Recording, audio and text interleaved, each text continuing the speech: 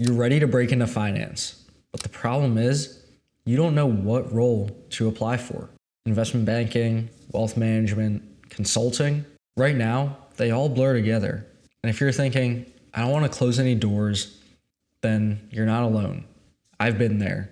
Let's fix that today. If you want a tool to organize your career options and stop feeling scattered, grab our free application tracker in the first link in the description below. When I first started applying, I thought being open to anything in finance was an advantage. I figured the more roles that I applied to equals more opportunities. But in reality, I looked directionless. I couldn't articulate why I wanted a role, and interviewers could tell. The turning point was learning how to narrow down without boxing myself in. If you aim at everything, you hit nothing. Here's the truth. Recruiters don't hire finance students, they hire analysts, associate, wealth advisors. If you walk into an interview saying, I'll do anything, you instantly blend into the noise. Narrowing your direction doesn't mean closing doors.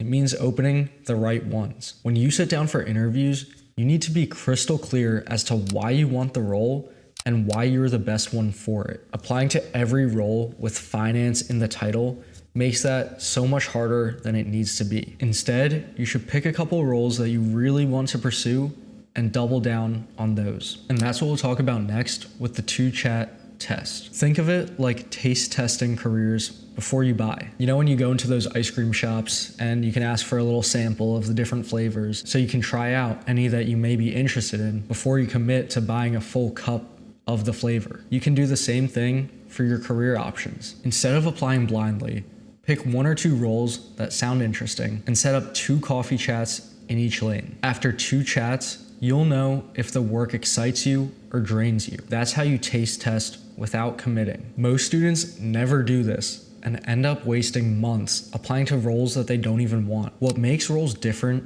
isn't just the title, it's the balance of skills. For example, banking leads on technical rigor and long hours. Wealth management leans on relationship building and market knowledge. Consulting leads on structured problem solving plus client communication. Ask yourself, what part of the recipe do I enjoy most? Numbers, people, or problems? That's how you start finding your fit. When I was evaluating what I wanted out of an internship or a job in college, I knew I didn't want to spend 120 plus hours in banking working on Excel spreadsheets and PowerPoints. While yes, those applications are going to be used in really any job in finance, I knew that I wanted a more client-facing role where I could exercise my soft skills and communication and build relationships alongside using some technical knowledge in finance, but not having to run financial models 24/7. That made wealth management and consulting type roles much more attractive to me as an applicant because those roles contained opportunities to build the skills that I wanted to use in my day-to-day. When you finally pick a lane, everything clicks. Once you know your direction, your resume, your story, your networking all get sharper. And suddenly, you're no longer just another student, you're someone with a clear why. And that's what makes recruiters lean in. And I'll add that it doesn't just make recruiters' lives easier when you're applying to roles that you know you're a good fit for, you know why you want to be there, and you know why they should hire you. It will actually make your job as an applicant easier as well.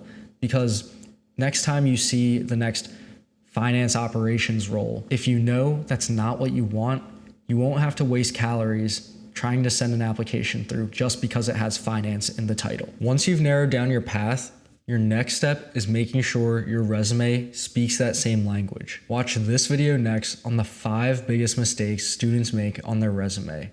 It'll save you months of frustration. Let's cook. I'll see you over there.